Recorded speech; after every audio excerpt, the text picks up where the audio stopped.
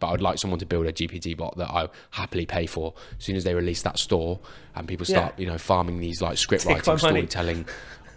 Yes, please. Like, I'm waiting for somebody to do it for me. TikTok is now 300 and Instagram is 145 in around 6 or 7 months. And been a dream of mine to quit my job. I quit my job 2 months ago, and I'm looking to build trust with individuals. I don't need a community to achieve that. And I think a lot of the education, a lot of these like gurus and marketers, it's all about community. Like, it's not all about community. It's about making videos that deliver the right amount of value and the right sort of value to your intended audience. Hello and welcome to the PolyInContent Creator Spotlight. Today I am talking with Ben Kaluza. I'm your host, Dustin PolyInnovator. Thank you so much for joining. Hey Dustin, thanks for having me. Good pronunciation of my surname as well. A lot of people get it wrong. Definitely have seen a lot of your content, so I must have heard it at some point, pronounced properly. It's really fun to have you here because we were talking about this before the call. Just like having that, I see you on TikTok and I see you making these videos, and now we're face to face. I'm looking forward to it. I'm looking forward to chatting. I haven't actually been on many podcasts, to be honest. A few reach out to me, but not really anyone that I just really random. I kind of prefer to take stuff on that where there's been some sort of relationship or connection, built, and we've obviously done that through Opus.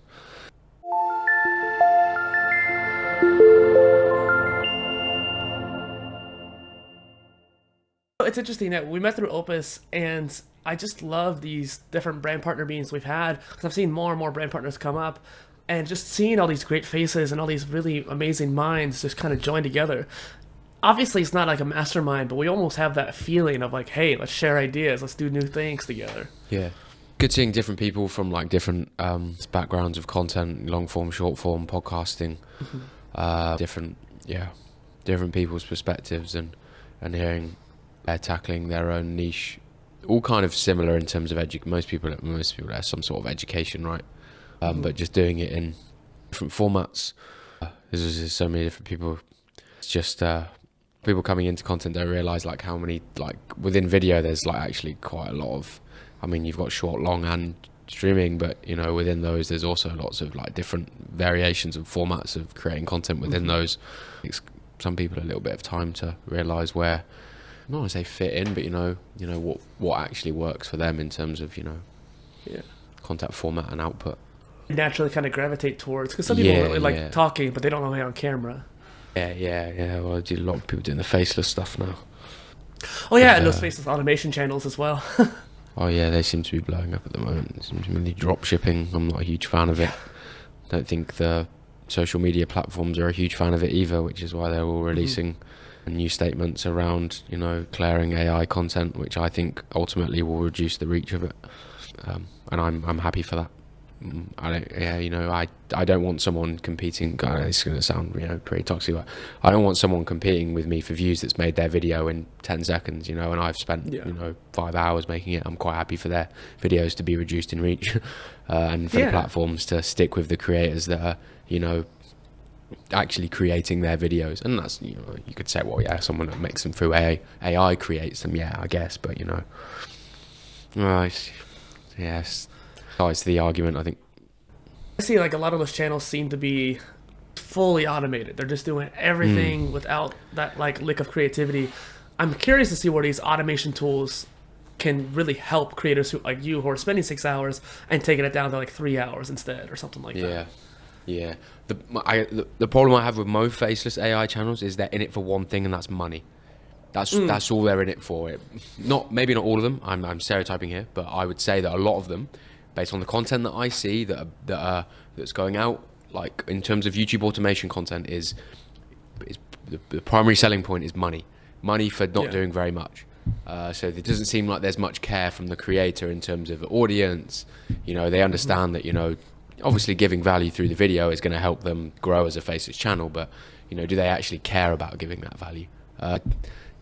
No, they don't. I don't think they do. They just want to take value, easily create it, and extract the money from it. Or it's like, it's really an extreme. You and I are creating for the sake of creating and giving value and actually doing it for that purpose and helping people. We have that motivation. Whereas they're on the other end of the spectrum where they're just like, they're literally doing it just purely for the money. Yeah, that's fair enough. Sure there's some middle ground. Yeah, there's nothing I say wrong with that. It's just, again, going back to the point of the social media platforms reducing reach of that content. Yeah, please do it. I have no issues with that. Yeah. Get into some of the questions here, and we already kind of broke the ice anyways because we've known each other for a hot minute at this point. But I like to have this kind of way of breaking the ice but where I ask you to share something about yourself that no one knows about you. That nobody knows. It's kind of a tough question. It makes everything else afterwards a little bit easier. But do you know what the problem with these questions is? Right, most people just go to something that a lot of people do know, but it's their like most greatest unique achievement thing ever, and then that's what they say, and I'm like, actually, that isn't something that nobody knows about you, because that's the thing that you probably tell everybody that's your greatest achievement, because that's just what I feel like that's naturally what most people do in that question. If I'm actually trying to think about something that nobody else knows, and it will be something extremely boring, like that. Actually, I painted my room the other day, and I've actually just buggered the whole wall up by trying to basically roller over it, and now I've got to repaint the whole wall. It's not particularly interesting, but I guess nobody knows that. I'm not going to tell my dad either, because he helped me do it, and now there's just a big mark on the wall of sheen. So not, but see, you answered that creatively, and that's kind of what I like about that question. Yeah, there's different ways to answer. Or I could say or I could just pull up like something that I did when I was, younger that, was, wow, like different ways of answering it, I guess. Still kind of experimenting with this show. I want to do a different format than my normal interviews that I have done in the past. And so there's certain things I'll keep from the old show, but this kind of new one. But that's kind of the journey of being a creator. This is a creator spotlight of you, Ben, but I wanted to just also kind of express, like we talked about, like some creators, align with writing or video or audio. It's finding what what you feel is right. And as a host, I'm exploring those options too. And you said you had a podcast in the past as well. You actually interviewed creators. So do you have any tips for me about something that's specifically interviewing creators? Well, really sure when it comes to interviewing creators. A lot of the things, most of the time when I interviewed creators was just letting it just like flow. And, most creators can speak pretty well. That's I think the benefit of having a creator podcast over just people that don't generally speak in front of a camera like as their day job. People, the conversation just flows a lot easier, and there's not many like really like sticking points. Creators, I find, I guess that it's a positive and a negative. As I said before, we come on, like a lot of some creators just like to really talk, and myself included, because that's what you're used to doing. And so when somebody gets you on a podcast, all you do is it can sometimes become a one-way conversation. I found in some of my interviews, not to say that that's nothing wrong with that. It's just, it depends what sort of podcast you want to have. Do you want it to have like a 70-30, the guest and host, or sometimes I do an interviews and it's like 90-10. I'm literally not even, I'll answer my question, they talk for 15 minutes, I ask another question, talk for 15 minutes. Some of them like actually a bit more kind of, I think, self-aware of the conversation and kind of asking for my opinion as well, based off of like maybe a mutual respect that like I'm also a creator, I do have opinions on the things we're talking about, and they're like, okay, what do you think about that actually? Like, but some creators are just like, or just lead, just giving you no leads either to like next flow, like question, answer the question. Boom, next thing. Okay, next question. Okay. Well, I find it's like different people interview and like on podcasts differently, and that is the challenge that I found. And I felt, but I learned a lot very quickly, and how figuring out how to like navigate, and just watching myself be a host. I used to not like it. I used to just not really enjoy it, because I comment quite a lot that I look very disinterested when people talk to me. It's just my face. I'm listening. I just look extremely disinterested. And when I watched myself have a conversation for the first time with somebody else, I literally saw it straight away. I was like, I look like I'm not even listening. I am listening. I'm just, I just don't look like I am. I thought that was interesting. I never actually watched myself. I watched myself talk on video to myself. I never actually watched myself have a conversation with somebody else. And it kind of made me very self-aware of, okay, now I understand why people making these comments to me in the workplace, like, Ben, you look like you're just not even interested in what's going on here. Don't you worry, it's all going in. I'm taking it. I'll come up with my solutions and questions at the end. But yeah, you're more of a listener. Yeah. I'm just not really much of somebody that like. I just sit like and then after time I just like. just I just funny how we're opposites. Just telling myself to just like. I think like too that those are skills. Yeah, exactly. So it taught me a little bit about myself and how I can be better at presenting myself when it comes to conversating with other people. That was a skill that I had to learn when I first became a video creator, like looking at the camera and having that eye contact. Because if I were to look at you, I'm looking here, and it looks like I'm looking away from the camera. And now I'll literally have a Zoom call with somebody where we're not recording, but I'm automatically doing this now just because I'm so used to it. But as a host, one of the first skills that I learned that I needed to practice was active listening. I can't shut up sometimes, and I've always been that talkative person. So when you mentioned that earlier, I was kind of like chuckling to myself. I'm like, yeah, that's kind of me. Yeah. I usually talk too much. But as a host, you need to be able to pay attention to what they're saying and actually listen. Don't just think about what you're going to ask next or say next. Actually listen to what they're trying to say. And that's what I try to do as a host. Something I still try to practice even to this day. You improved at that a lot? Or were you already fairly naturally good at active listening, or you think you've actually come a long way from when you first started? I think I came a long way because I wasn't bad at it, and I definitely listened probably more than most people, but in a context like this where it's a very deep conversation generally, because on the other show I talk about like philosophy and mathematics and science and these deep conversations, but even creator talk, we're talking about a lot of technical stuff, a lot of sense and how do you operate kind of thing. So there's some still deepness in this kind of conversation as well, and you have to listen to really take that in. You just keep, going off of what each other have said. What got you started as a content creator? I started creating content 4 years ago. I'll speed run my creator journey. I started creating content 4 years ago on Instagram, documenting. I was signed up to do an Ironman. I was documenting my journey of training for an Ironman. This was before Reels. This was mainly pictures, photos, videos in feed, and just stories basically. Like my first real attempt at content, and then that kind of died off as I became kind of busier. I then tried transitioning to YouTube long form personal development stuff, Notion tools, Roam Research, various productivity apps, and I moved to London, did my Ironman. Then I joined Twitch 3 years ago. I was looking for Twitch 3 years. Started at Twitch 3 years ago. I saw how much money streamers were making and thought I'm going to try and do this. I didn't realize how much money they made. Small to medium sized streamers started streaming, playing Warzone. Lucky within about 3 weeks, I started posting on TikTok. I soon realized you need to post on TikTok and funnel people in to grow as a live streamer. I got lucky. My third week of posting on TikTok, my 17th video went viral. Well, I did 250,000 views. It took my Twitch following from 87 to 2,500 in a week, which doesn't sound like a lot, but in Twitch terms, that's ridiculous. I was averaging 1.4 viewers per stream to then 85.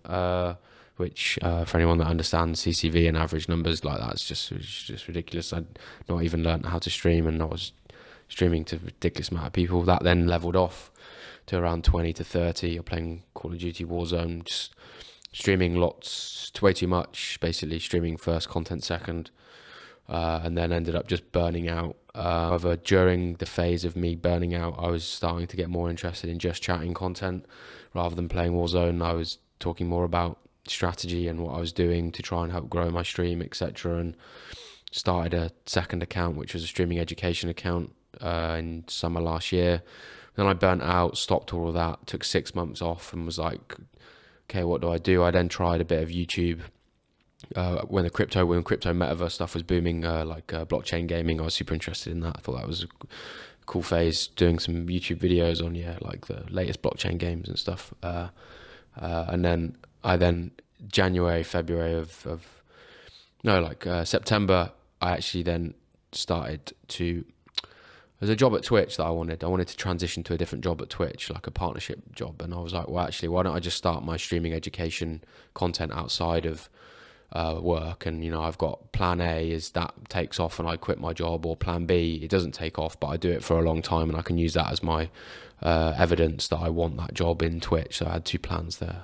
That job actually kind of disappeared because the hiring freeze and redundancies in Twitch and Amazon. But luckily, you know, I started my podcast at that time as well. That was kind of like, let me network, let me show that people at Twitch, I know what I'm talking about here.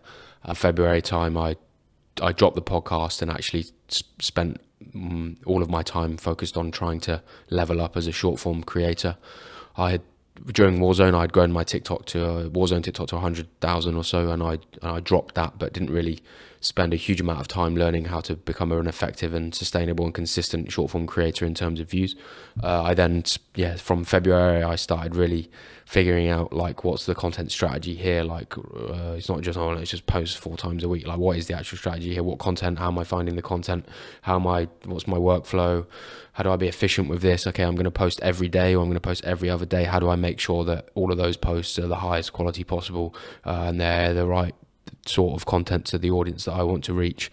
And just started really figuring out how to do that. And then from March, April, when I actually kind of had a few videos do well that based off of the strategy that I'd implemented, my account just started absolutely flying. And basically the system was in place, started working. I thought, well, this is working now, I'm not going to change it. Continued refining my workflow, refining my research process for ideas and execution and delivery. And then basically, everything just snowballed and just took my account from 10K in March, April to TikTok is now 300 and Instagram is 145 in around 6 or 7 months. And you know, been a dream of mine to quit my job. I quit my job 2 months ago at Twitch, and been, you know, just been full time for 2 months. I just moved into a new flat as well that I bought, and you know, I'm living the life that I think every aspiring content creator wants to live. And you know, that's just me just chilling at home all day, and you know, I make a video and I'm done. And if I want to do more, I can do more. If I want to sit on the sofa and do bugger all day, you know, that's my decision. And I'm not where I'm. If you ask me how stressed I am out of 10, I'd say 1. You know, life's good. As well, it doesn't really, you can't really tell by the emotion in my face, but you know, it's, you know, deep down, you know, life is. I have no complaints at the moment. I have no complaints. That's my answer. Well, great. I was saying yes. I was responding to you this whole time. I didn't realize I was muted. But that's so awesome. Congratulations, too, that you got to quit your job. I guess you couldn't have heard that earlier when I was saying it, but no. I really think that just hearing that success just motivates me to even create more. And I have a few different questions I wanted to spawn off of that. Like, one of them is, how often do you post now? What do you use to organize it? And like, what are you planning now too? Well, yeah, from like April, when I was going through a really rapid growth phase, I was posting every day. I just get home from work and, you know, editing was just number 1 priority as soon as I get home. Now I post every other day, every 3 days or so. Just refine my ideas a bit better. I don't need to post every day. Post every 2 or 3 days my video. All right, so I try and just make sure that if I post less, that the videos are, you know, well researched and they are the best idea that I've got at that given time that I can deliver at that given time, and usually that works all right for me. You know, it keeps my account. You know, I'm quality over quantity now, whereas before I was more quantity with quality. Now I'm just quality and not necessarily quantity. I just post enough to make sure that TikTok and Instagram see that I'm consistently posting, you know, but just not every day. Every day is not gonna, might help my account grow more because I'm, you know, a matter of posting more, but I just, I don't need a huge amount more growth. You know, it doesn't, it's, you know, I'm happy with where I'm at, to be honest. I'm smoother advantage in my niche. Yeah, because definitely you started. That's one reason why I started doing my content repurposing newsletters, because this year there was hardly anybody talking about all these new tools that came out. You were one of the only ones I saw. And short that you were form. mainly on TikTok and short form stuff, you know? Yeah, nobody doing it on short form. It's why I went after the streaming education niche. Everything was planned. Like I went after the streaming education niche because I could count everybody on my hand who was somebody within the short form space that was creating streaming education content. All of the OGs are YouTubers, long form. They don't touch short form. There's a few people that, like one person above 6 figures, and everybody else below 70k, and most people below 20k, and content, you know, I looked at it and go, I can make better content than that. Started attacking that, and then I just niched out to creator content that was more editing resources, creator resources, websites, you know, everything, and just every time a different format on something does well, I just recreate that and just see where it takes me, and that seems to be working effectively for me. And you know, it seems that now there's a lot of people doing what I started it because there's a few people that were in this niche that I'm in before me, but it seems as though I think my success has been apparent to quite a number of people that has made lots of other people starting to do resource sharing content, which is all right. It makes my job a bit harder in terms of finding unique content. When about 3 or 4 months ago, I'm absolutely flying with unique content ideas on short form. I because I find it on YouTube, I find it someone on Reddit, short form. This website has been around for a while, and I'm like, there's nobody has made a TikTok on it. Literally, I'm like, wow. And I'm just farming all of these ideas from YouTube and other places where there's more established creators that are doing resource sharing stuff, and just taking those ideas and just putting them on TikTok. And you know, that's what's caused my account to grow. And I think luckily I've now got ahead of everybody else, and people are doing the same thing but not having this huge amount of success because I boomed before. Like the niche has slowly got more saturated, not saturated at all, but it's just there are now more people creating content like similar to me. I noticed that as well. And I mean, even Harris Heller didn't really make much short form content for a while there, and I see he started finally doing it. But like, it was kind of crazy how he even worked with Atom to make the vertical plugin for OBS, so he knows the importance of short form, but he just wasn't doing it very much. I just think that the long form guys and girls I just think that short form is, you know, it's not their area of expertise.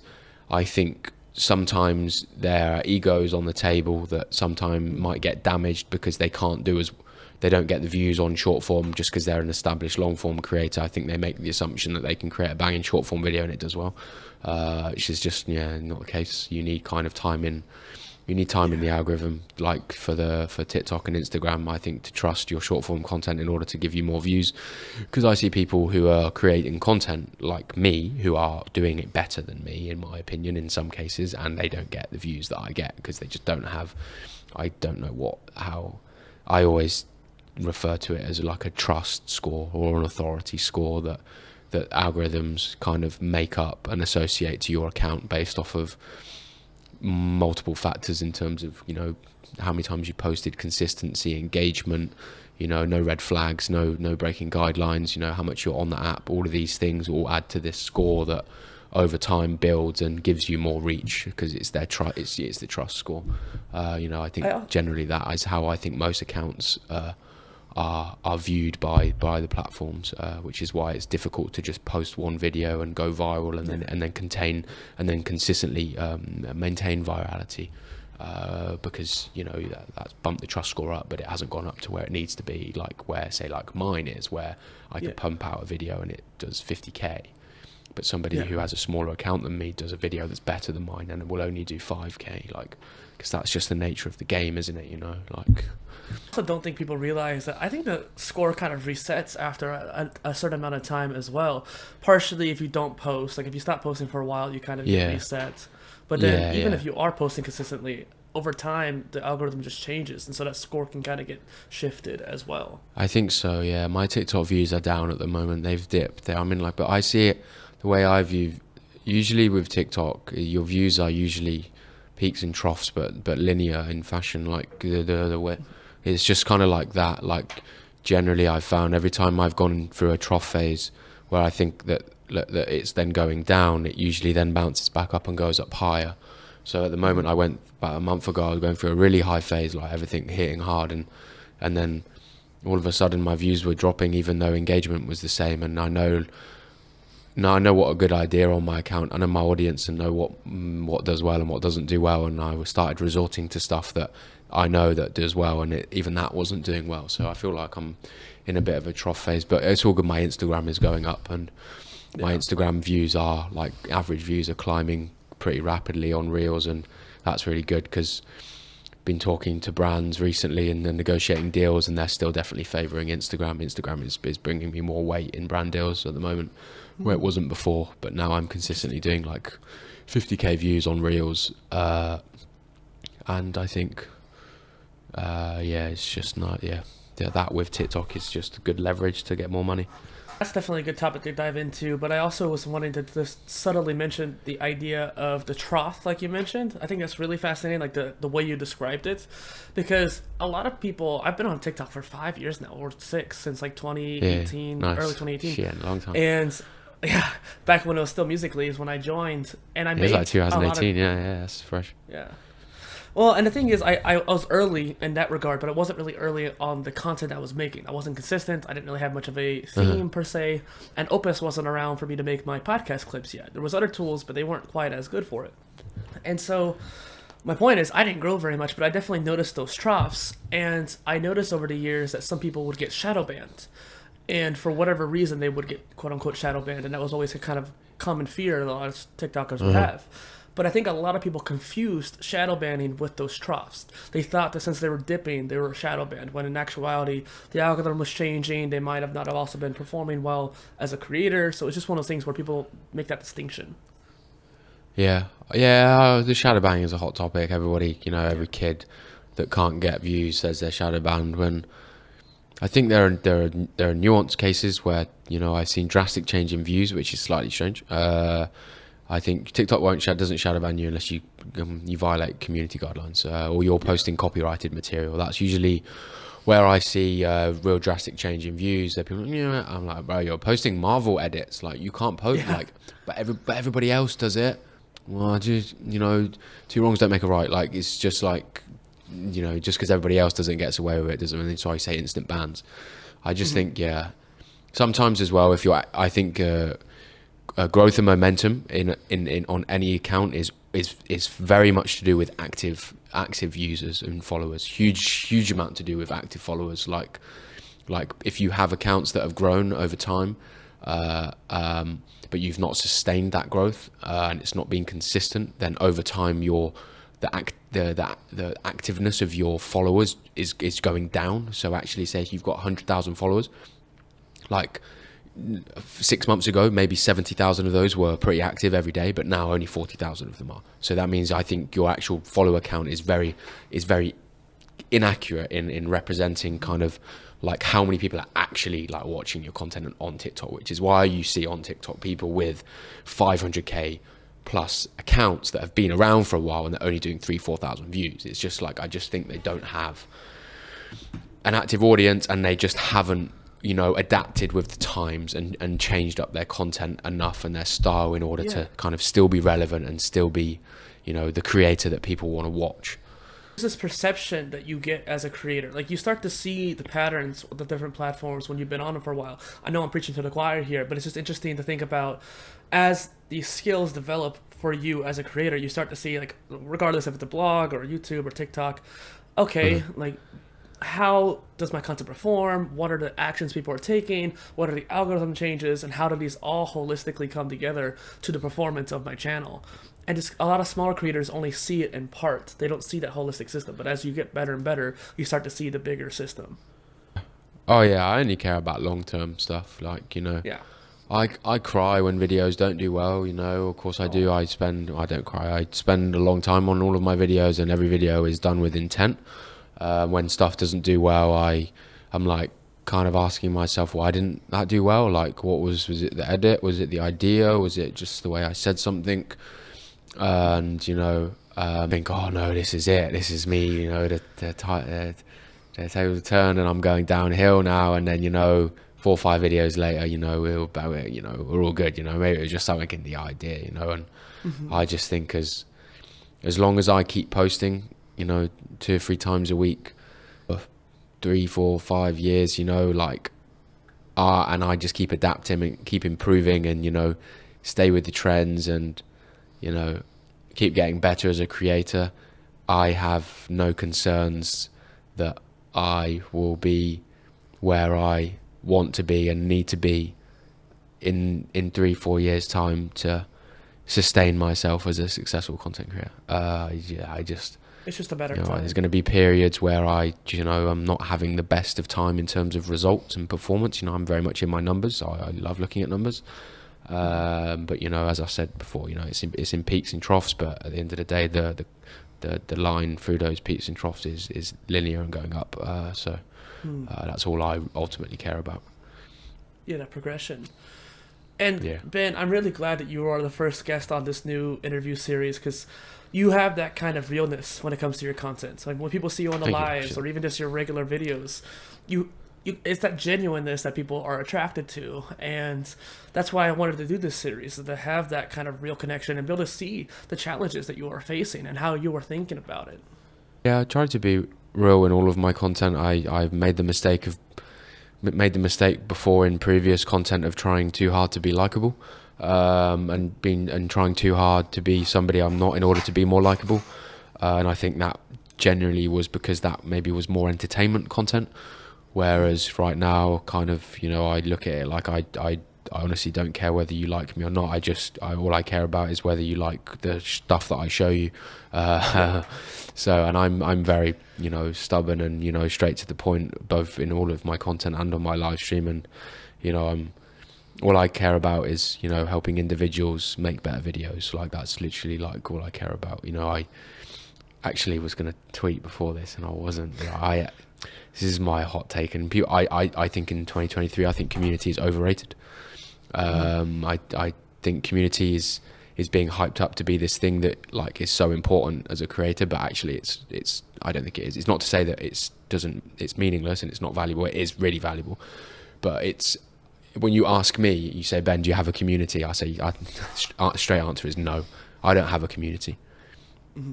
I don't have a community. I don't intend to build a community. I don't want that time management, I don't want the time to put into a community. I care about helping individuals, because at the end of the day, every content creator is an individual, and that's usually, they're in it for themselves. And I'm looking to build trust with individuals. I don't need a community to achieve that. And I think a lot of the education, a lot of these like gurus and marketers, oh yeah, it's all about community, like, it's not all about community. It's about making videos that deliver the right amount of value and the right sort of value to your intended audience, individuals. Right. In my opinion, if that's what you focus on, and that's all you focus on, you have success. And that's slightly controversial. People will disagree with that and say but community is important. Yeah, it's kind of not what I'm saying. It's saying it's actually not needed to be successful in content and to grow. You know, it really isn't. And that's kind of divergence from what you asked. Say it's an interesting point that I wanted to make, that I think is something that not a lot of people say. I'm really glad you did, and it's one of those things too where that's coming from your experience as a creator. And for you, you're right. Like, you don't need a community. You particularly have kind of almost benefit from that coaching model, the individual one-on-one kind of model. Even if you aren't going to do coaching, you can still do part of that kind of process where you're teaching that individual person, like, here, this is me and you, this is how you make that video, or this is how you create this sort of content, let's do this together.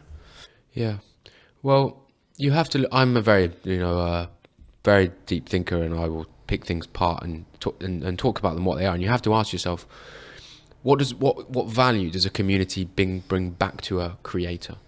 And this is different for every sort of creator, but you have to measure that in terms of return on investment and time. Managing a community takes a huge amount of time, and building and managing a community. And this is the lesson that I learned from streaming on Warzone, where Twitch, everybody builds a community on Discord.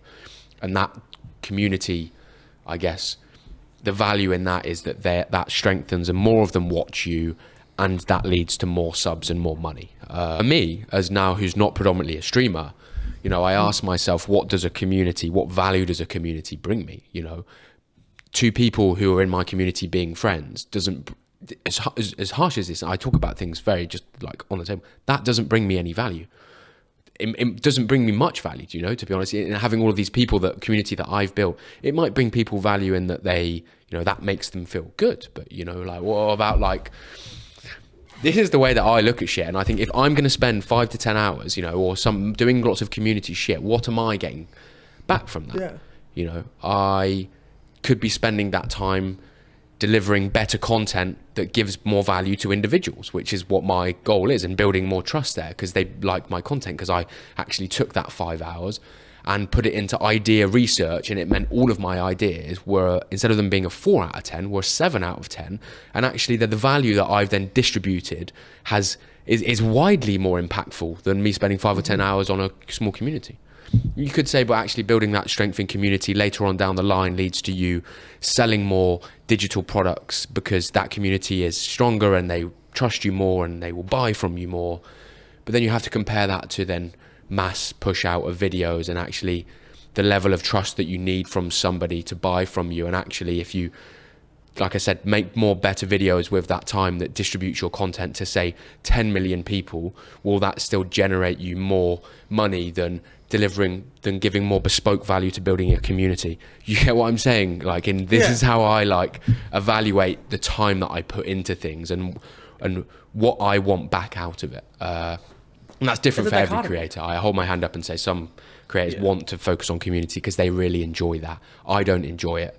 So I look at it from a value perspective, because if it's something, if I don't enjoy it, but it brings a fuck ton of value, then I'm gonna consider doing it. If I don't enjoy it and I don't think that it brings me a huge amount of value because I can get that value elsewhere, then I will do the other thing. Does that make sense? I tried to explain that like in the best way, the way I look at it. It's a very, you know, it's a tense topic, but it's not necessarily negative by any means, and your intent is good too. And the one thing that really called out to me when you were explaining it is the fact that since you're focusing on the videos and creation rather than the community, you're going to reach a bigger audience in the long run because more and more people can see those videos, versus the community is going to be kind of limited on how many people you can reach. Precisely, which is the strategy that I go about. I spend most of my time on ideation and execution of ideas to deliver as much value as I can to the most. Well, the videos are packaged better, they do better on the algorithm, they deliver to more people, I grow more. That then leads to more money with brand deals. You know, I can then, you know, have more time for myself to you know, do other things. You know, I don't have to worry about bills, etc. Like, you know, I can dictate what I do in my time, and that is usually things that I just enjoy doing. I'm not a creator that's money obsessed, you know, like that, you know, I'm getting bombarded with these people telling me that they can make me an extra 10 grand a month through these growth community, private community things. And, you know, like they just, I'm getting pissed off because there's some coaches out there that are preaching that the next business model is going and helping creators monetize their audience more. And I'm like, what happens if I don't want to? Yeah. I can make you 10 grand a month. That's going to require me more work. That's going to be more stress. It's more risk. Lots of these more things that, you know what? I don't care. I really don't care about that, you know? I see a lot of creators spending more time on trying to monetize rather than building the systems in place that allow them to push consistent, good content out all the time. Instead, they're focusing on the course. They're focusing on this. I'm like, bro, focus on pushing a video every day that's as best as it can be. Do that for a year, 2 years. Your account will go like that. And then when you decide to start selling, you could sell anything and you'd make 10 times the amount of money that you'd be making on a course in 6 months, because you haven't grown that much because you've been spending too much time on the course, because you want to monetize your 40,000 follower audience already. And I'm, or 4,000 or something like that. Play the long game. People play the long game. Like, please. A lot of people don't want to play the long game. I want to I'm get very to some passionate of the other about questions that. here, but like, I love this. No, you are passionate about it, and I want to reiterate your intent too, because you said earlier you want to help creators become better and teach them these new things. Like you're coming from a place of wanting to help them and provide value. It's not about the monetization. The monetization will come once you put in that work and the content out there. And I thought about this since the beginning of being a content creator too. I wanted to create this consistency layer, right? And the projects would come out of that. The bigger things like books, courses, Yes. whatever kind of Yeah, other yeah. monetization models, they'll come out of that foundation layer, but that consistency layer needed to be there. And I need to stay consistent. And I'm still working on that. I've been a creator for, well, technically a decade with blogging, but really in actuality, only like 6 years. And yet I'm still not fully consistent. And I think that's a challenge that a lot of creators face. But if you're not consistent, you're not going to grow as well. Yeah, that's precisely what I focused on was how do I be consistent and be consistent with good content? And the opportunities will come. I don't know what they are. There's a new one around the corner every week. And over a period of time of my growth and my channels being funnels, opportunities have just come in. Brand deals, UGC stuff, advertising, all sorts of money making stuff that isn't necessarily course and product related. And don't get me wrong, I will touch that in the future. I will touch that, the digital product stuff, the passive income stuff, of course. But no, I'm in no rush. I'm not. I say this a lot to people, and I'm not trying to make the most amount of money I can make every month. I'm trying to maximize my time so that I'm focusing on things that are going to make me the most amount of money in 5 years time or 3 years time, and the rest of my time goes on things that I just enjoy doing. Like that's it. You're so in the seeds. I want to work 9 till 5 every day and focus on all of these monetization opportunities I could be making a shit ton more money every month, but that's not the lifestyle I want to live. I'm happy to just build slow, live comfortably, go out when I want to go out, chill, do whatever. And again, more opportunities will come in, because the problem I've had in the last few months is that I've learned my lesson is that an opportunity has come in that's going to require time, and I've said yes, and then a month later another opportunity comes in that requires less time and is double the money, and I'm like, oh fuck, and I could say yes to that, but I could say yes to both, but as time goes on, okay, I'm saying yes to more, and then bigger opportunities coming in, and I'm like, oh, now I'm stretched and stressed. And so actually the biggest lesson I've learned in the last 6 months as someone that gets a lot of opportunities to make money is saying no to 90%. And 90% is easy money. Saying no to 90% of things that are pretty easy money, because I know around the corner is something that's more money and easier. But then every week there's something like that. So it's like trying to really evaluate opportunities based on cash value and intangible value. Basically, that's it's something I'm learning as I go on in terms of how to evaluate opportunities and the time they take and whether they're worth me taking on. Because it's I'm saying no to just £1,000 for a day's work, and that seems fucking ridiculous. And asked me 6 months ago, I said, what are you saying no to £1,000 for a day's work? And I said, well, I got something else. I don't need that money. I don't need that money, and maybe I would just want to chill, and tomorrow there'll be an opportunity for £2,000 for the day, and I'll take that, and it's half the work. So it's kind of difficult. It's a nice position to be in, but also a challenging one. Well, hence the reason, the show is here too. It's for creators to learn from these lessons of someone who's been through it. And something I've learned from other creators from watching content like this is that same lesson. They're learning to say no. As you get more and more successful and more opportunities come to you, you have to be more decisive and picky about them because of that. And one opportunity you and I both said yes to was Opus Clip, for example. It was just one of those tools that kind of came on our lap, and we were like, okay, cool. And I wanted to ask you, what tools besides Opus do you use for creation and repurposing? Okay, not a huge amount, to be honest. I like to keep it pretty simple. Use Notion. I've been using Notion for about 6-7 years or so. I used to be a bit of a Notion fanatic, trying to make my everything look pretty, and then I just ended up, spending more time making it look pretty than actually doing. Now I just use a really basic Kanban board that just, has my ideas on and has my to-do list and has my, stuff like that. What other tools do I use? I used Roam Research is my daily note-taking tool. Interesting.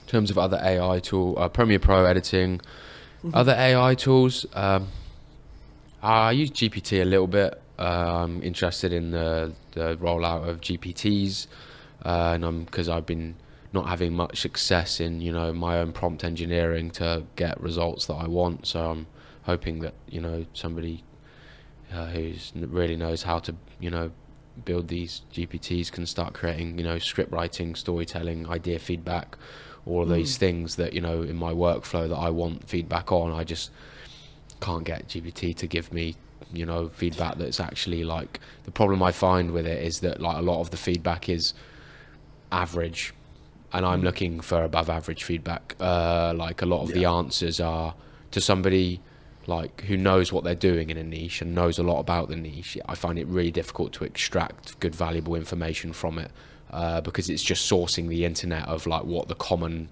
answers are and what the common information is, and then I guess just deciding that is the right response rather than really nuanced, niche, advanced topics and discussions around certain things. Like if I asked GPT, like, could you talk to me about some really nuanced like things in short form content that like people don't really talk about, it's giving me shit that is just really basic, like, oh, the hook, people use a hook in the video, and I'm like, okay, like, yeah, that to somebody that's just started content is great. To somebody that's not, like, and is a bit more intermediate, like, okay, how can you break down a hook in terms of like tone, visual hook, setting, all of these dynamics of like in a hook, and I just find it really struggles to go in depth, and that's what I am looking for when it comes to AI feedback, and I just can't seem to get that. Maybe I'm just not skilled enough to develop a prompt that can do that. I'm not saying it can't. I don't think I am. But I'd like someone to build a GPT bot that I happily pay for as soon as they release that store and people start, farming these like script writing, storytelling. Yes, please. Like, I'm waiting for somebody to do it for me.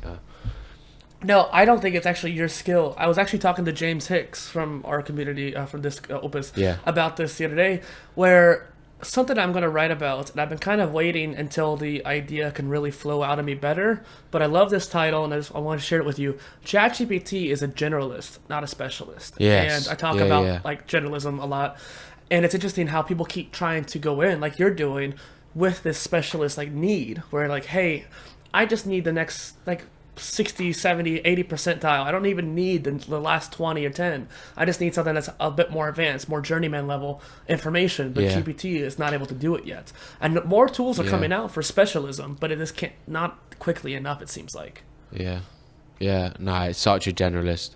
It's great if you don't know much about a topic, but if you do know a lot about a topic, I find it's really difficult to get it to the level that you need it to give you. I think GPT could help because people can start, basically, you can obviously just start getting it to give answers based on specific knowledge, based on the documents that you upload.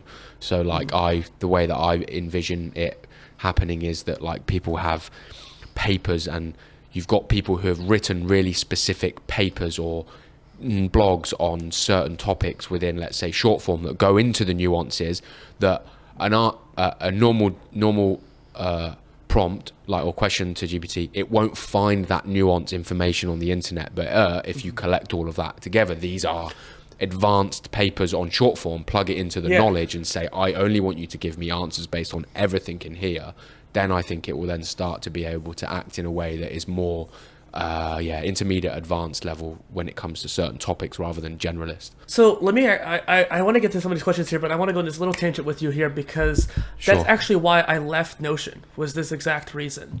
I left Notion for Obsidian rather than like Roam Research or something like that. Yeah, well, because Obsidian's local, right? And so what I found was this Auto GPT, which is a local GPT, so it doesn't actually use the internet, doesn't actually send things to the OpenAI servers, because I was worried about privacy a little bit. But I was thinking, if I can get all my data that's on my Notion, for example, all these different blog posts I've made, all the articles I've saved too, because I have a lot of like interesting stuff from that, just having everything just local on my computer, I could run it through that Auto GPT, or even just a ChatGPT AI plugin from Obsidian, and hopefully let it train it on my own model, if you will. I never got around to actually getting it to work, but it was an interesting concept, and I'm wondering where that could be taken in the near future too. But I got everything moved over to Obsidian. I started training it a little bit, and it's just fascinating to think about. Like, that's why I moved to Obsidian, for that reason. Where is it using off OpenAI's API? No, so it was What's the model built off of? I think it was built off of like Llama or for Verona, whatever it's called. There was a few different models you could choose from, and I think you could use OpenAI's if you wanted to, but there was a couple other ones like Llama 4 or whatever that you could use. But Vicuna was the one I'm thinking of. But you can use those models and download it to your computer and just have it all local and isolated from the internet, which is a lot more private, which I think is more helpful in that case too. But you could train it on the actual content that you make. And so if you had a nuanced question, you could be like, okay, maybe it'll actually understand me more because it's trained on my own thought processes already. Yeah. That's what I want. I want someone to build it, you know. Maybe I'll build it, but I don't know whether I can be asked. But, you know, I have got on my monetization digital products idea, GPT. Like, that is now something that is definitely a digital product option for creators. When it comes to, like, if you're a creator in a specific niche, you've obviously got specific knowledge, you could build a GPT, like, and sell it to your audience. It doesn't have to be groundbreaking. It doesn't have to be as good as the ones on the store. It can just be one that you've just built over time and use yourself, and then you just start selling it to your audience. That's definitely something I'm considering doing as I kind of learn and get better at understanding how to make GPTs better, and just basically not reinventing the wheel, just copying what other people do, and then I'll just sell it to people. If I genuinely think it's good and useful, then that's easy money. Well, and there's a lot of different topics that you've talked about today that I think is really interesting, and I'm actually super fascinated about your gaming creator history as well. But can you share your favorite story as a creator, like something that happened to you? My favorite story as a creator? Oh, honestly, like the first evening I streamed after my TikTok going viral, I have never felt like that before in my life. I cried tears of happiness after that stream. I'm not a very emotional person at all. I don't really feel excitement too much. I don't know why, I just don't. I'm very dry and cold, you can probably tell.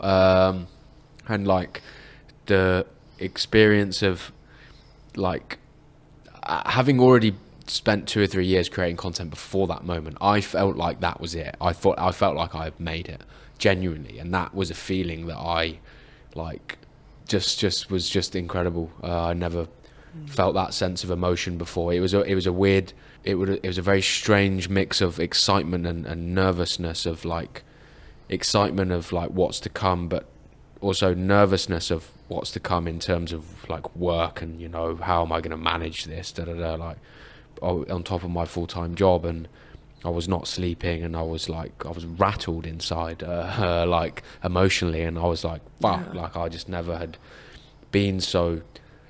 had so many weird emotions in my head all at the same time, based off of how convinced I was that was, you know, I was made it, you know. I was making, like, just all of a sudden in the first month made £1,000, first time I'd made any money like that from content. No, I never even, like, and I was like, wow, this was because I didn't understand the game either. My naivety told me that is just going to go up, you know, and that is just going to go like that, where, you know, what I know now, I would just fucking laugh at myself and go, well, yeah, no, of course not. Streaming is the worst when it comes to like unpredictability of growth, and to me that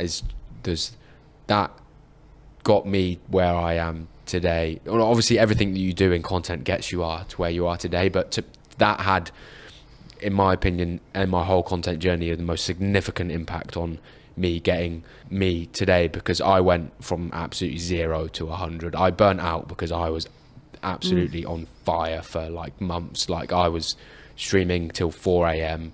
5 days a week. I was streaming from 3 p.m. till 3 a.m. on Saturdays. I was streaming 5 days a week, absolutely going ham, because I thought this was it. Obviously a mistake, but I learned many, many, many lessons in that period of time that essentially taught me what I know today, and also molded me into a creator that really, really puts a lot of thought into sustainability and workflow and efficiency and spending time effectively based on long-term value, and being someone that very, very strategically thinks about what he's doing and why he's doing it and what is the return on investment here, and, you know, am I enjoying it, am I not enjoying it, is this working, is this not working? like, and constantly in a reevaluation cycle of everything I'm doing to mean that I am optimizing my content workflow ecosystem in my flat so that I am happy and I am growing and I am doing everything that I want to be doing, and you know, to me that like is just you know, like, I can't ask for anything more from myself, and I just honestly, I love my life at the moment. I wake up every day feels like a dream, every day feels like a weekend.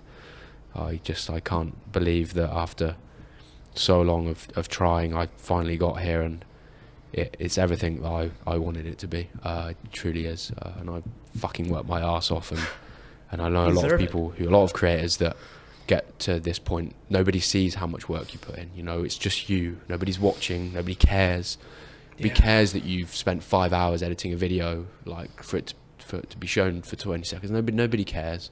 When you get that in your head and you just do it for yourself because you have this end drive and goal and vision as to, I want to be full-time creator, or I want to be financially free, or, you know, I want to leave corporate. These are all the things going through my head in terms of me wanting to get here, and, you know, every day I would try and vision that in my head, and you know, and having finally got there, like, it just still feels surreal and still feels everything was worth it. All my sacrifices were completely worth it, and you know, I made a huge amount of sacrifices in terms of my social life, and I, you know, every day is amazing, and I try and inspire people to you know, keep at it, you know. I had days and weeks and months where I really didn't want to do it, but ultimately I picked myself back up in terms of, you know, motivation, and you just said, look, like, if you give up now, you know, and 5-10 years goes by in corporate and you're, you know, just working corporate, you're just going to be annoyed. You're just going to be, you know, I said, if I'm 50, 60 years old and I've not even really tried my hardest to go at something to make it, then I'd be really upset with myself. So I know that I would be. I don't have to be 50 years old to know that if I'm 50 years old and I've not at least tried my hardest to get to where I wanted to be, I wouldn't be very disappointed with myself. And, you know, that's what I tell myself when I'm in the hole, like, not, you know, sulking because it's kind of hard, you know. Yeah, life's hard, you know. Life's hard for everybody. Everybody has their own challenges. You just got to figure out how to overcome them. Sorry, that was a very long motivational speech. That was beautiful, Ben. I so much appreciate you sharing that. It definitely inspires me too. I hope so. I try and inspire people with so I live stream a lot because I speak like this, and, you know, I don't hide from the truths of how difficult it is to become a content creator. I get it. You know, I get it. I've been there. I've spent a long time, you know, working in my evenings and, you know, doing shit I don't want to do, and it's whether or not you have that internal fire inside of you that is able to keep you going or not, you know. Because I say to people, you know, if you create content, you know, say you build that consistent workflow and you build and you create content, let's say at the cadence that you need to, that's appropriate for the platform, you know, YouTube every once a week, 2 weeks, a month, and short form it's 2 or 3 times a week. If you do that for 5 years, you know, I say 5 years, you know, and they go, 5 years? So if you do that for 5 years, I would bet a lot of money that you'll be successful as opposed to not being successful. If you do that for 5 years, yeah, that's all you have to do. I say life is fucking long. 5 years is nothing. It's absolutely nothing. Like, so all I'm asking for you to do is to just do it for 5 years. And then when you look how long life is, you know, you could do that, or you could work corporate for 30 years. Like, what do you want? And I guess it's not easy as that, because people have commitments in their life that require time. I get that, family, kids and stuff, but, you know, if you want it, you make it work. Yeah. And it's interesting too, because you have to be consistent with it. And oh my gosh, you said something that I haven't heard any other creator talk about besides me, is the ecosystem of your content. Like, using that word ecosystem. It's not just a video creator or a podcast creator or even blog creator. It is a whole ecosystem. And regardless if you make those kinds of content, it's all part of your holistic personal brand, or even just business brand if you want to go in that regard too. Yeah. But viewing it as an ecosystem and how it all interconnects like an octopus arm reaching out. Yeah. Well, yeah, I view it as an ecosystem because that's, in my head, where I want to be in terms of a creator. Like people say, where do you want to be in 5 years? I get these people on my live stream are like, where do you want to be in 5 years time? It always seems to crop up, and I'm like, my goal is to be, well, number one, happy. That's number one priority. And two, really kind of be a thought leader in the ecosystem. That's how I always refer to it. I say a thought leader in the ecosystem, in the content ecosystem, and that's short form, long form, live streaming, and I would say podcasting as well is kind of its new. I wouldn't say long form and podcasting are the same thing. And so like maybe not so much podcasting, but I'm trying to make the steps towards being somebody that has good knowledge, experience, and expertise through results in long form is my last thing that I really need to start pushing. But having the Twitch background and also the numbers on short form, I think there is a space in the thought leader ecosystem for somebody that has done all three and is doing numbers on all three. I've looked at it, and there aren't many individuals that do numbers on short form, that do numbers on long form, and they also really know live streaming. There isn't. There are groups, Think Media kind of does, but most of the individuals who are, I would say, the thought leaders are long form OGs who don't touch short form. So I've coming from short form and also coming from live streaming. I don't think there are many people that have come the route that I've come from. And I think there's an opportunity for me there to kind of grow my long form through my understanding of what does well on short form. I don't think that is a case of it's not going to be successful. It's more a matter of when, and me putting the systems in place to be able to sustain long form. Just getting an editor at the moment to kind of reduce some of the barriers to entry for me. And hopefully grow that and see where that takes me. I don't know. I just know that like as long as I keep growing my accounts and doing the things that are actually let me just cut all of that. These are the three priorities for me over the next 5 years: maintaining short form, continued growth on short form platforms by producing consistently good content, growth on long form, like taking my long form up there, and then monetization, and so that I'm healthy financially in terms of digital products, brand deals, partnerships, basically. Like those are the three things that I focus on. So every day I write down a list of things that go under that category that I'm focusing on. What am I doing today that's short form focused? What am I doing today that's long form focused? What am I doing today that's monetization focused? Everything else is second. And I love how they all feed into each other too, because like we use Opus, we could take our long form, make a short form, but you could also compile long form, short form into long form, and chop up your live streams into the other ones as well.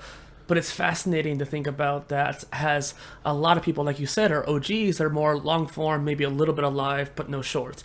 You are shorts going into and have live background, but going into long form. It's kind of funny because I'm actually short and long form going into live streams. I actually don't have much experience with live streams, so it's kind of funny in that regard.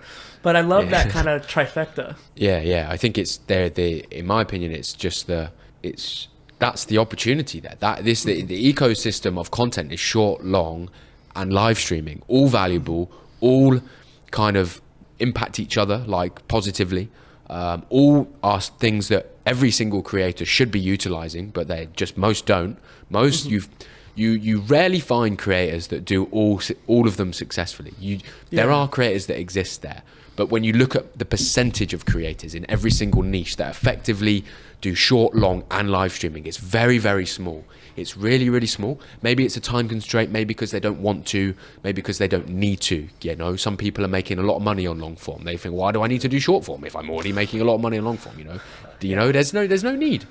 But it's like, well, what's the ultimate goal there for the creator? For me, it's to be a thought leader, and for me to be a thought leader, I feel like I have to show that I am delivering results when it comes in terms of numbers from content in all platforms, all formats and platforms.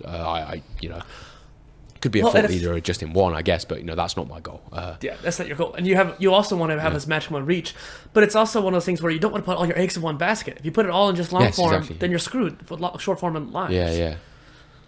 So precisely. Like my priorities at the moment have been TikTok and Instagram, and then YouTube. And unfortunately, my short form content hasn't been doing well on YouTube. And I'm actually happy for that. I'm glad, because then it just kicks me out the butt to being, look, Ben, YouTube is sat there waiting for you to do long form. It's not giving you anything from short form, so that is your call to to get there and do long form, because you full well know that the content that you create does well on long form.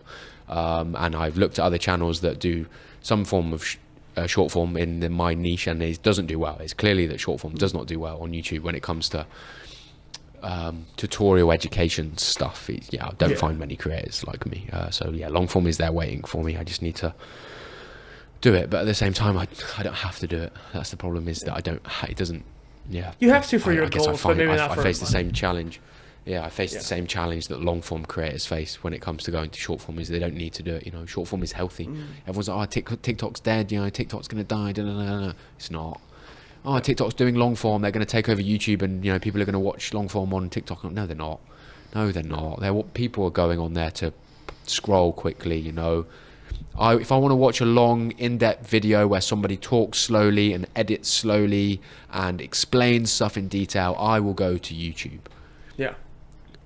Maybe people are doing that on TikTok, but I can't see that changing anytime soon. Not for another 5 years. And it's definitely going to be like a whole Quibi situation over again. But before we wrap up, I do want to just kind of point out this idea of syndicating too, because like you're posting to TikTok and Reels and Shorts, and it's pretty easy if you make your own content. You just post them all three. But also people are doing Pinterest, and I've seen a lot of growth from Pinterest as well. And I wanted to throw that out there. Oh, well, you must be the right guy, because my sister's a Pinterest creator. She's one of their creators. I know Pinterest well because she's like in their partner program. They launched a partner program a couple of years ago with a select number of creators from in the UK and I think in the US, and they are slowly growing their advertising influencer creator ecosystem on there to basically try and bring creators to Pinterest to show them that there is money and partnerships there by doing like a homepage headliners. We used to call them at Twitch, but they're a similar thing. Homepage advertising headliners, you know, partnerships with brands that partner with Pinterest. My sister has just done a brand deal with Pinterest and DFS, a furniture brand. So the DFS, like obviously, is like these sort of furniture stuff is massive on Pinterest. You know, that's where people go to look for inspiration for their flats. You know, I'm on there daily, and you know, they DFS partner with Pinterest, and then they offer partnership to my sister who does kind of homeware furniture content, and actually, she is posting like her short form content videos on Pinterest. She does photos, but also the short form videos on there, which I think a lot of people don't know that Pinterest actually has a video feed, and you know there are things there. It's tailored towards definitely certain niches, I guess, ones that are maybe a more aesthetic. I, as an educational creator, don't feel like Pinterest is a place for me to be educating creators. I think that but if you're you're a desk creator. I call them desk creators, you know, I don't know a better word. Someone that, you know, creates aesthetic content around with them sat at their desk. You know, there's a lot of them on Instagram. Pinterest is a great place for that. You know, people are searching for desk room aesthetics, like post your videos on there. But yeah, I think a lot of people just, you know, there's all these platforms. Yeah, your Instagram, TikTok, YouTube, Facebook Reels, Snapchat, Pinterest.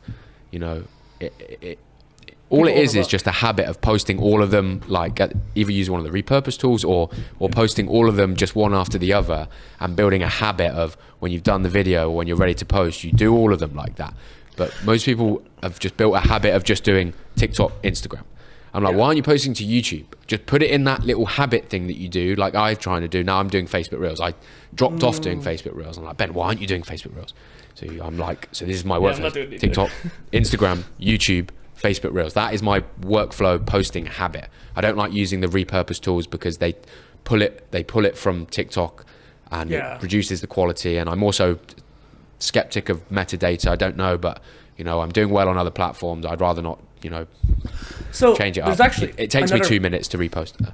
Yeah, sorry, I didn't mean to interrupt you there. No, that's all right. I was just ending there anyway. Sorry, my bad. Well, it's interesting because I use Publer to simultaneously post, and I think that's really interesting because it's not a repurposing tool, but it's also not manual either. And I added Pinterest, Publer.io, P-U-B. Does that post the raw video that you upload to that platform, or does it post, or does it take the video from one of? Yeah, I'm uploading it to Publer. I'm not taking it from TikTok or Shorts. I'm uploading it myself too.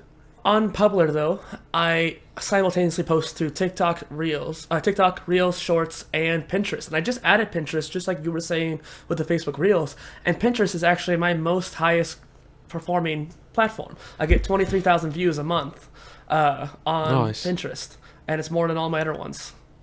It's crazy. Maybe I need to try that then, just for the... I could set it up for just the other platforms, yeah, like Reel, that I'm not like consistently posting on. Yeah. Well, wrapping up here, where can people find you online, Ben? Sure. All my accounts are just Ben Kaluza, BenKaluza. I recently just changed it to my full name from a different username. Same on TikTok, YouTube, from Stream Chat. I've had my full name as a brand. I've had it dormant on accounts for about 5-6 years. I was like, I'm wrapping my name up and my domain name as well. Like, it's just been dormant on, private accounts, ready, to go when it's time. That's the account, and I'm so glad that I made that decision years ago, because there's no way I would get my name today. So luckily I have that across Twitter, Instagram, YouTube. I mean, my name is not very common, but everybody's name gets taken eventually. Yeah. Twitter, Facebook, YouTube, Instagram. And my domain name as well, which I'm super happy that I started. I was like paying £20 a year for my domain name like 5 years ago, thinking this is such a waste of money, and then I'm like, nah, it's definitely not a waste of money now. No, yeah, definitely worth it. Oh yeah, I'll make sure I have links to the description for you too. And you're one of the few people I know to have Pensight. Oh, yeah, Pensight is good. I prefer it over StanStore. The UI is not. The UI is more flexible. I haven't checked StanStore for a while, but when I was looking at exploring the different link in bio tools, I found that Pensight was relatively new in terms of them as a platform, and I actually really liked that you could integrate YouTube videos, and the UI is just nicer. It's just there's more customization. I've looked at other people's and I'm like, wow, it's boring. It's boring. Yeah, actually, the Pensight one is actually really customizable in terms of what you can do, and they don't take as much of a fee as well. StanStore used to take I think StanStore have recently changed their fee structure, because they used to take StanStore, I think, would take 10-15%, whereas Pensight take 3%, I think, and then you pay a monthly fee, which is nothing really. If you're a coach, that's a big difference. So I couldn't understand the appeal of StanStore. Yeah, it also sets you up for books and courses down the line too. Yes, yeah. If you want to digitize stuff and that, you can sell products on there. Actually, my agency is actually taking me to Kajabi as a platform to do all of that on, where you just pay a monthly fee of it's expensive. It's about $120, but you don't pay any percentage. That's the thing. I think it's more appropriate for people scaling products at serious money. So it might be costly to begin with, but I think over a period of time, if I start really selling multiple digital assets and generating passive income that turns into 4 or 5 figures a month, and that, then obviously a one-off fee a month is an absolute no-brainer, rather than like Gumroad, or some of the other, or like Coffee, some of the other digital platform products that usually take 5 to 10%.